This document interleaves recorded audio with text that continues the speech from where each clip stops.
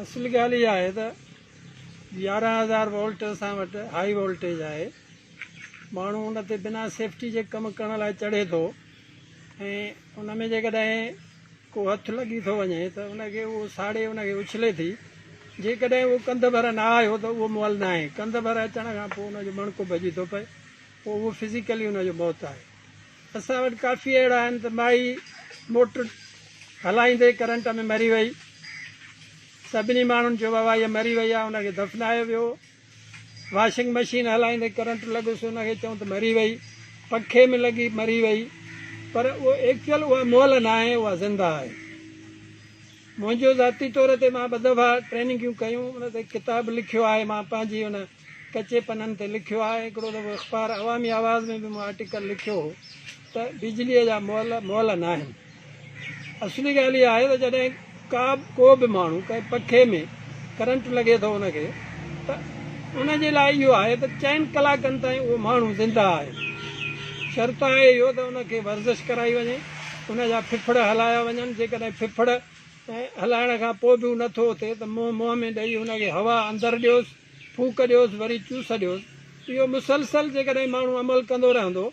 असांखे त ट्रेनिंग में पढ़ायो वियो आहे त अमेरिका में 4.5 कलाकनि खां पोइ बि हिकिड़ो माण्हू ज़िंदा थियो आहे। असां वटि अहिड़ा खोड़ वाक़िया आहिनि त बिजली में सड़ियल, उनखे हथु न लाथऊं ऐं उहो बेल उन गाॾियुनि ते खणी जॾहिं आया त उहो गाॾीअ में हलंदे लोडनि ते बि उथी वेही रहिया।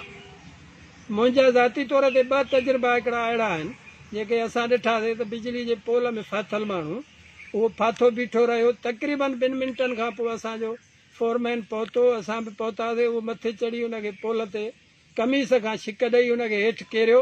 साह हुन में कोन हो, पंपिंग कयईं, उनजा फिफड़ हलायासीं। तक़रीबन 5-10 मिंटनि खां पोइ उहो माण्हू उथी वेठो। मुंहिंजो ज़ाती इहो आहे त मुंहिंजो दोस्त 5 मिंटनि ताईं मोल रहियो। उनजे घर में तॾो विछायो वियो।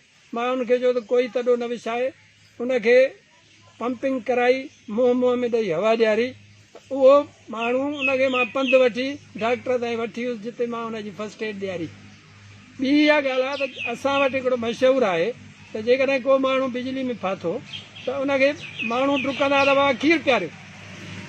खीर बि उनखे न आहे पीआरिणो, पाणी बि उनखे न आहे पीआरिणो, छो त उहो ऑलरेडी उहो घुटे में हूंदो आहे, उहो साहु न खणी सघंदो आहे। जेकॾहिं तव्हां उनखे खीरु पीआरियो त उनजे निड़ी में फासंदो ऐं उहो पंहिंजो पाण साहु न खणी सघंदो, भले तव्हां केॾी बि महिनत कयो हुनजी। तो इहा गुज़ारिश इहा आहे त जेके बि माण्हू हीअ वीडियो ॿुधंदा या हिनखे ॾिसंदा त उहे इहा कनि त पंहिंजे घर में इहा ज़रूरु कनि त जेकॾहिं को माण्हू फासे थो, बिजली जे मोटर में फाथो, पखे में फाथो, या कंहिं बल्ब ठाहींदे उहो करंट लॻुसि, किरी पियो आहे, उनखे तव्हां झट खां पोइ डॉक्टर ॾे खणी वेंदा त चवंदा उहो त बाबा हिनखे साहु कोन्हे, हीअ त गुज़ारे वियो आहे। पर उनजी जेकॾहिं तव्हां फिफड़ हलाईंदव, कोशिशि कंदव त उहो उथी पवंदो। असांखे त 4.5 कलाकनि ताईं ट्रेनिंग में पढ़ायो वियो आहे त माण्हू महिनत करण खां पोइ उथी वेंदो। काफ़ी आहे।